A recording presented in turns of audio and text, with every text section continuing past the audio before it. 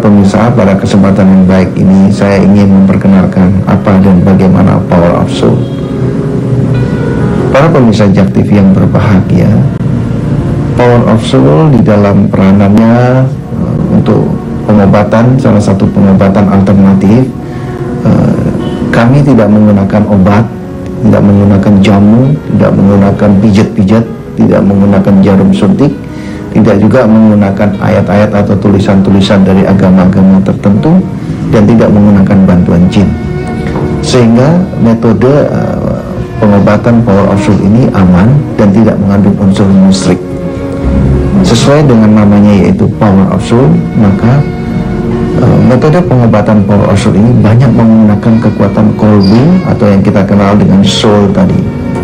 Karena itu di dalam proses pengobatannya, seorang penterapi Power of Soul, dia harus terus menjaga hatinya, menjaga kolbunya dari kotoran-kotoran hati seperti iri, dengki, buruk sangka, sombong, cemburu, dan sebagainya. Nah, dengan dia terus menjaga hatinya dari kotoran-kotoran hati tadi, maka seorang penterapi Power of Soul tanpa dia sadari, hatinya akan memancarkan sinar-sinar basmala. Hatinya akan memancarkan sinar-sinar kasih sayang. Nah, sinar-sinar basmala atau sinar-sinar kasih sayang itulah yang disalurkan ke tubuh para pasiennya.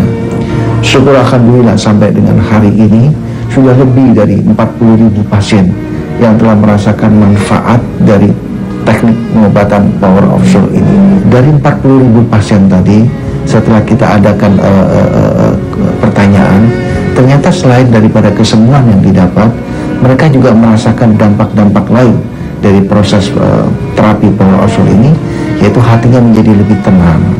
Karena itu saya pikir tidak ada salahnya apabila para pemirsa untuk mencoba salah satu alternatif daripada pengobatan yang ada di muka bumi ini, yaitu Power of Soul. Dan kalau memang ada waktu, silakan membaca bukunya yang sudah beredar di seluruh Indonesia. Terima kasih para pemirsa. Wassalamualaikum warahmatullahi wabarakatuh. Saya awalnya ada sakit mah, tapi makin hari makin lama tuh kok makin parah gitu. Sekarang nggak menjaga makan aja, bisa setelah waktu kapan aja bisa normal gitu, bisa ya muncul gitu. Nah itu parahnya kalau udah sakit gitu kan dia nekan ke atas, nanti udah naik ke atas kan nekan ke dada ini kayak sesek gitu. Nah sebenarnya bawahnya udah macam-macam tuh, jangan wah jantung tuh, jangan ini gitu. Jadi waktu itu udah kemana-mana saya, udah ke dokter, treadmill untuk cek jantung, ada yang apa-apa, lalu endoskopi 2 kali bahkan saya endoskopi gitu. Nah seketika istri saya bilang, kamu lihat deh hari Sabtu Minggu tuh suka ada Ustadz Suami. Saya kan paling males lihat gitu-gituan kan, paling ngeliat tapi terus saya lihat aja gitu, lihat nonton sekali 2 kali, terus saya lihat kayaknya menarik nih sebenarnya itu. Karena gini, saya udah terlalu banyak makan obat, saya balik ke dokter obat, ini obat. Tas saya ke kantor itu Pak, kalau dibuka sebagian bahan kata sebagian obat. Saya nggak mau lagi tergantung dengan obat gitu. Saya pertama kali datang tuh dibilang terapi 5 kali. Terapi pertama alhamdulillah itu mungkin 90% udah hilang masa saya. Karena saya tahunya gini Mas, pada waktu saya naik mobil macet, kan udah jam makan siang tuh, jam 1, setengah 2. Saya langsung saya kok tangan aja gitu. Pas saya badan saya kok nggak pusing ya. Nah itu saya tanya di situ. Ya Allah subhanallah gitu. Maksudnya ya Allah ngikutin jalan saya, tetap yang menyembuhkan Allah ya melalui Pak Suami. Saya itu udah lama ya sakit, ada rasa takut, cemas. Tuh penyakit gak ada tapi rasa takut, cemas gitu. Jadi mau keluar saya takut, mau keluar rumah gitu takut. Terus awalnya sih belum gitu. Keluar rumah takut, terus naik lift, dia keramaian, takut itu semua. Awalnya kan saya kan ada saudara, ada teman untuk kasih tahu ya, untuk mungkin dari mah atau lambung atau apa gitu kan. Emang ada yang dari jadi takut, jadi pusing, jadi sesak nafas. Emang itu yang saya alami kan. Saya periksa ke dokter, ternyata oke dikasih obat itu apa, tapi dia pengaruh semua itu. Nah saya malam kan agak terganggu, gak bisa tidur karena ada dirasakan rasa sesak ya. Nah saya pasang TV, itu aja, saya pasang TV kan malam-malam gitu ya, lihat acara sekali, besoknya kan hampir tiap hari itu kan. TV saya lihat lagi kok kayak dari ucapan Bapak Ustadz Suhani Sukses itu Pak enak itu, saya yakin Pak gimana kalau saya berobat ke sana gitu. Jadi saya gak usah pikir panjang. Dalam pertemuan pertama saya merasa udah udah bisa tarik nafas saya.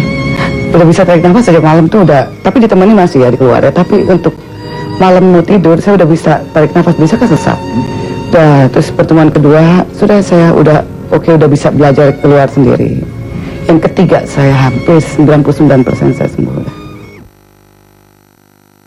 Assalamualaikum warahmatullahi wabarakatuh. Selamat sore pemirsa JAK TV dimanapun Anda berada.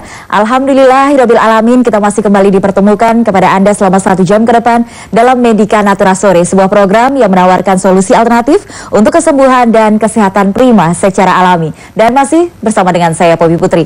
Dan pemirsa, setiap Rabu sore kita selalu menghadirkan kepada Anda yakni sebuah terapi, yakni terapi kolbu The Power of Soul, yang akan diwakili dengan berbicara mengenai apa itu terapi kolbu beserta juga dengan makna serta intinya. Langsung saja kita perkenalkan kepada Anda seorang guru besar dan juga terapis dari terapi kolbu, seorang narasumber yang memiliki selalu pembawaannya dengan sabar, santun dan berwibawa. Siapa lagi kalau bukan Ustadz Sony Sutrisna. Assalamualaikum Ustadz Sony, apa kabar? Waalaikumsalam warahmatullahi wabarakatuh.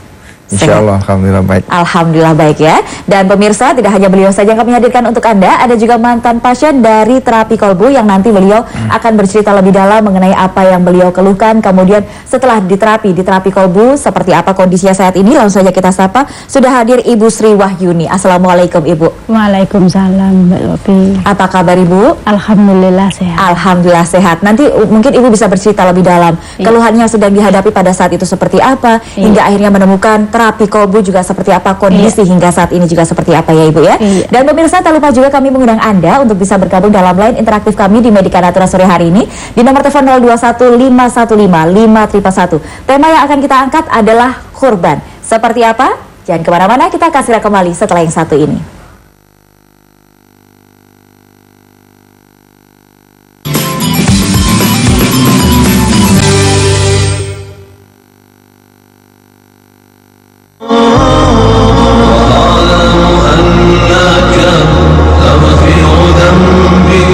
Assalamualaikum warahmatullahi wabarakatuh. Para pemirsa televisi yang dimuliakan oleh Allah dan berbahagia, terapi kolbu ditemukan kurang lebih sekitar 12 tahun yang lalu, kebetulan oleh diri saya sendiri atas izin Allah. Inti daripada kekuatan terapi kolbu semuanya berawal dari kekuatan basmalah atau kekuatan kasih sayang. Pengobatan alternatif terapi kolbu ini tidak mengandung resiko, sehingga alternatif daripada pengobatan ini boleh dikata aman dan tidak mengandung unsur musik. Mudah-mudahan apabila ada di antara para pemirsa yang saat ini sedang menderita sakit seperti tadi, boleh mencoba terapi kolbu sebagai salah satu alternatif pengobatan. Selamat mencoba dan salam. Asia Max D, koneksi internet dengan speed yang sama di semua paketnya, besar kuotanya, maksimal internetannya. Cuma Rp99.000. Internet Max, biaya minim.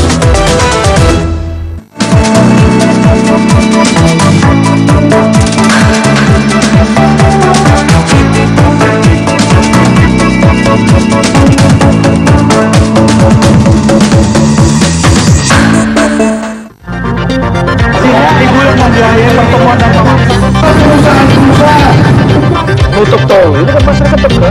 Apakah saudara saksi yang terpilih?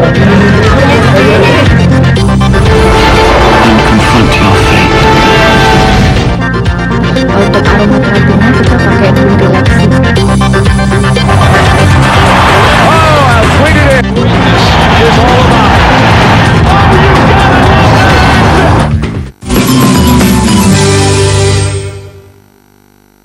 Ya, terima kasih pemirsa, Anda masih bersama kami dalam Medika Natura Sore. Dan pemirsa, mengingat pada hari Jumat besok tanggal 26 Oktober 2012 atau pada tanggal 10 Dzulhijjah 1433 Hijriah, insya Allah umat Islam di seluruh dunia akan merayakan Hari Raya Idul Adha atau yang biasa kita kenal dengan Hari Raya Kurban.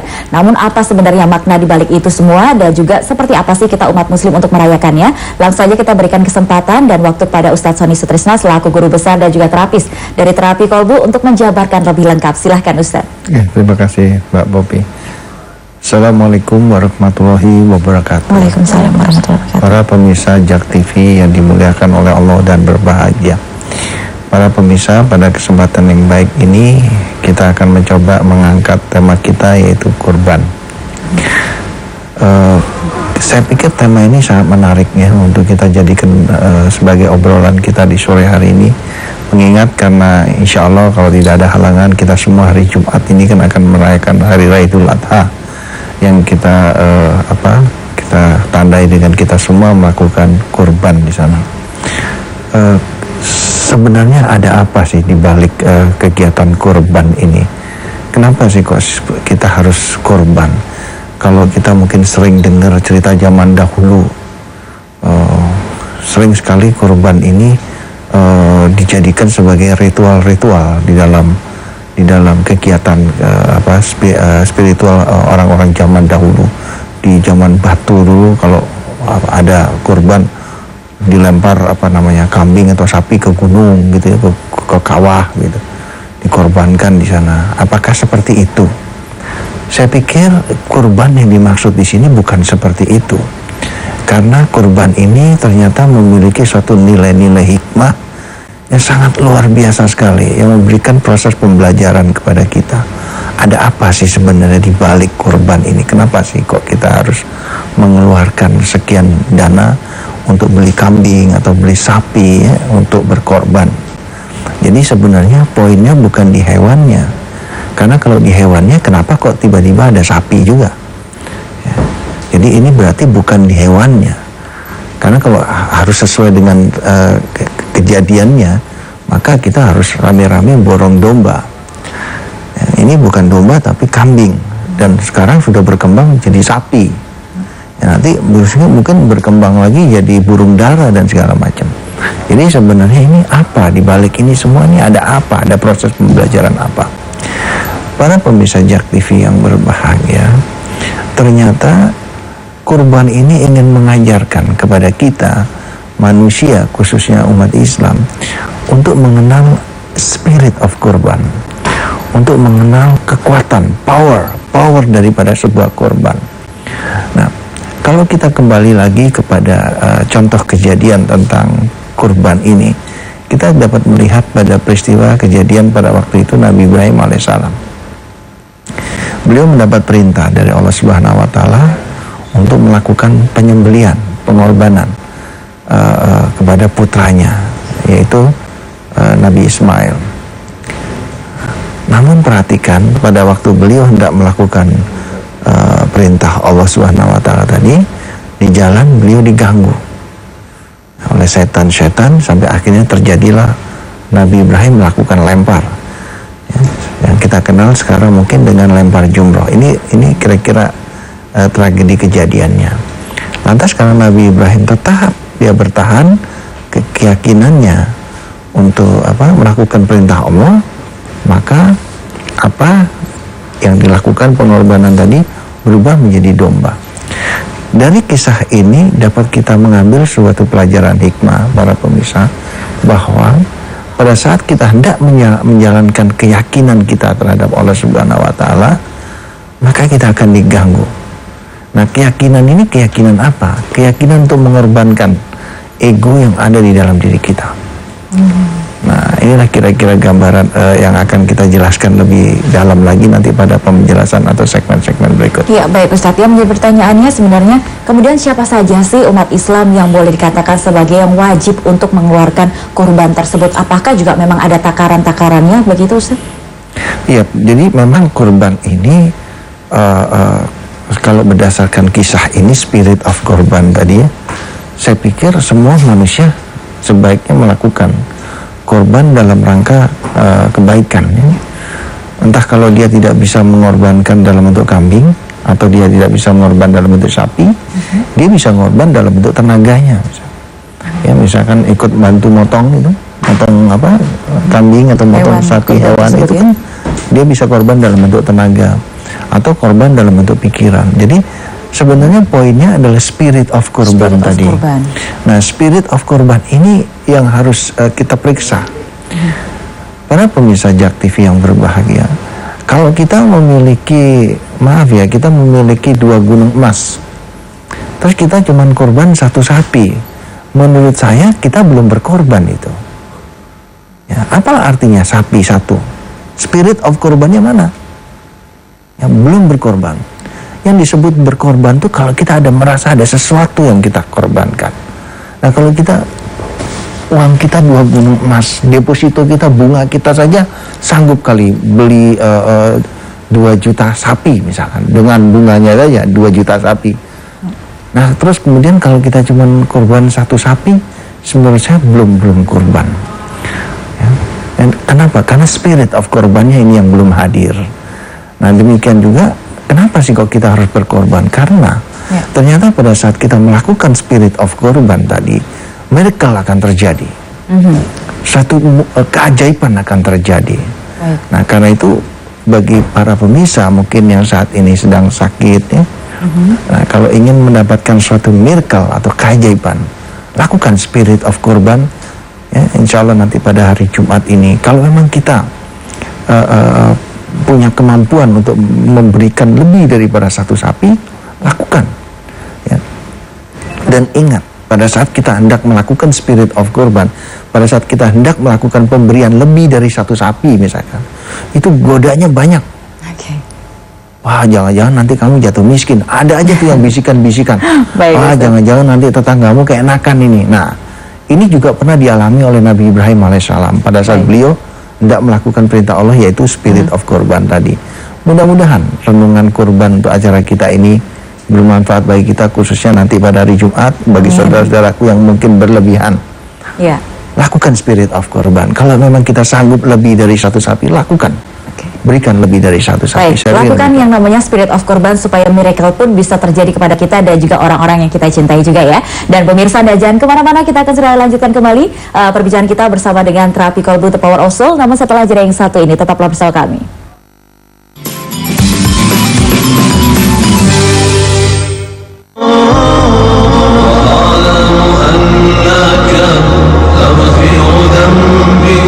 Assalamualaikum warahmatullahi wabarakatuh.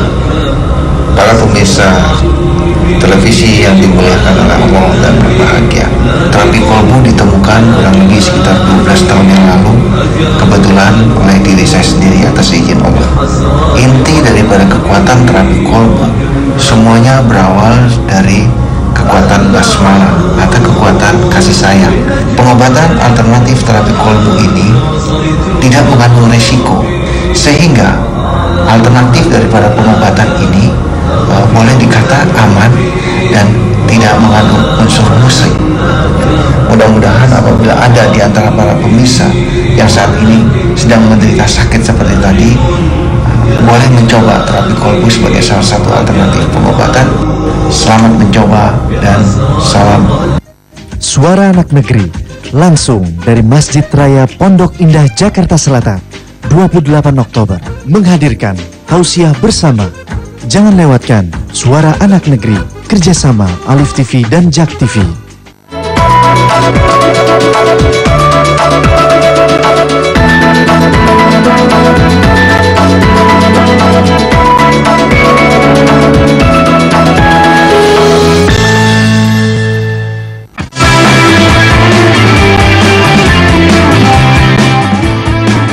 Anjing yang termahal yang ada di seluruh dunia.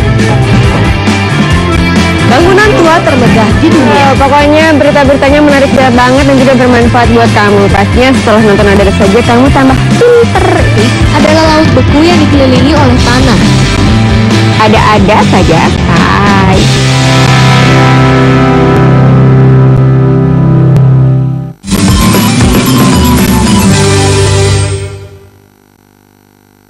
Ya, terima kasih pemirsa, Anda masih bersama kami dalam Medika Natra di sore hari ini bersama dengan terapi kolbu The Power of Soul. Bagi Anda yang rasanya juga sudah tertarik untuk datang ke terapi kolbu, silahkan kami undang Anda untuk datang ke Jalan Utan Kayu Raya nomor 24 Jakarta Timur 13120. Nomor telepon yang bisa Anda hubungi 021858 2029 atau 0218500413 dan 0217580381. Dan bagi Anda yang ingin memiliki buku-buku yang sudah disusun oleh Ustadz Sony Sutrisna, silakan memilikinya dengan judul Power of Soul dan juga Sholat untuk Memperbesar Piuk Rezeki. Bisa Anda dapatkan langsung ke terapi kolbu atau di toko buku yang sudah tersebar di seluruh Indonesia. Dan kami informasikan pemirsa bahwa metode terapi yang diterapkan dari terapi kolbu kepada para pasiennya sama sekali tidak menggunakan obat, herbal ataupun jamu. tidak ada jarum suntik, tidak ada unsur magic. Jadi boleh dikatakan aman, tidak ada efek samping dan tidak mengandung unsur musyrik. Dan pemirsa, kami juga sudah membuka line interaktif di 0215155111. Kami pun juga masih membicarakan mengenai kurban yang masih berkaitan dengan Hari Raya Idul Adha. Insya Allah akan kita jelang pada hari Jumat besok di tanggal 26 Oktober 2012. Baik Ustadz, kita bisa lanjutkan kembali mengenai kurban tersebut. Sebenarnya kurban ini bisa diamanatkan atau bisa dilakukan oleh siapa saja sebenarnya, tidak hanya mereka yang mohon maaf berlebihan begitu ya Ustadz ya, tetapi kita pun jika ada niat, jika ada usaha, kita pun juga pasti bisa yang namanya berkurban itu sendiri seperti yang tadi oleh Ustadz Sony jelaskan kepada kita. Ya, jadi memang kurban ini kan bukan hanya dalam bentuk materi saja, bisa juga kita korban dalam bentuk ilmu, bisa juga kita korban dalam bentuk waktu, ya, bisa juga kita korban dalam bentuk sesuatu yang mungkin kita anggap itu sangat berharga, ya. Contoh misalkan kita korbankan kita punya resep masakan yang enak, gitu ya, kita ajarkan kepada tetangga kita atau kita ajarkan kepada pembantu kita di rumah supaya suatu hari dia bisa buka warung. Dia bisa buka ini. Namun ingat Mbak Popi, pada saat kita hendak memberikan pengorbanan tadi, resep